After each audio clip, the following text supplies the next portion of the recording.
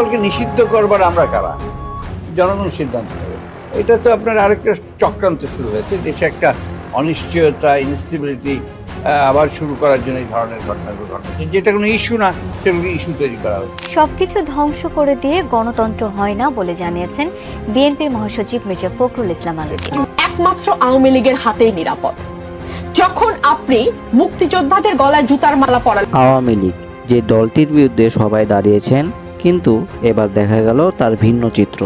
বিএনপির মহাসচিব মির্জা ফখরুল বলেছিলেন তারা ক্ষমতায় আসলে আওয়ামী লীগের কার্যক্রম সচল করা হবে। তবে আওয়ামী লীগকে নিষিদ্ধ করায় ক্ষোভে পদত্যাগের নির্দেশ দিয়েছেন তিনি। এমন ঘটনাকে কেন্দ্র করে উত্তাল রাজনৈতিক পরিবেশ।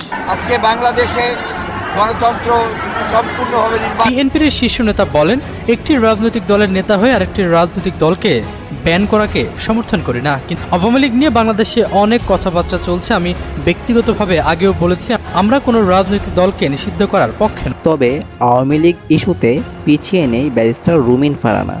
তিনি সংসদে নানান ধরনের প্রশ্ন তুলে ধরেছেন। বিশ্বের বিভিন্ন দেশে নানান রকম সংস্কৃতি থাকে, অভিনয়ের সংস্কৃতি, কবিতার সংস্কৃতি। আমাদের দেশে মাননীয় স্পিকার গত 1.5 বছর এবং এরপরে গত 2 মাস ধরে আমরা মবের সংস্কৃতি দেখলাম।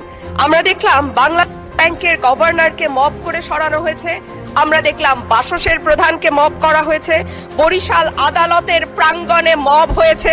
এদিকে বঙ্গবন্ধু ও শেখ হাসিনাকে নিয়ে মুখ খুলেছেন বাংলাদেশের মেজর স্পিকার জনাব হাফিজ ইসলাম। তিনি জানিয়েছেন বঙ্গবন্ধুকে ছাড়া দেশকে কল্পনা করা যায় না। অনেক আওয়ামী লীগেরও আমাদেরকে ভোট দিয়ে বিজয়ী করেছে। বিএনপির নেতাকর্মীদেরকে অনুরোধ করব, তারা যেন আওয়ামী লীগ বা অন্য কোনো দলীয় কোনো সমর্থকের সাথে যেন রূঢ় ব্যবহার না করে, তাকে কঠোর শাস্তির মুখোমুখি হতে হবে। মুজিবুর রহমান অত্যন্ত বড় মাপের একজন নেতা ছিলেন, ইতিহাসই তাকে যথার্থ মূল্যায়ন করবেন। স্বাধীনতা আন্দোলন তার নামেই শুরু হয়েছিল। মুক্তিযোদ্ধা মেজর জিয়াউর রহমান তার পক্ষ থেকে স্বাধীনতার ঘোষণা দিয়ে জনপ্রিয়তার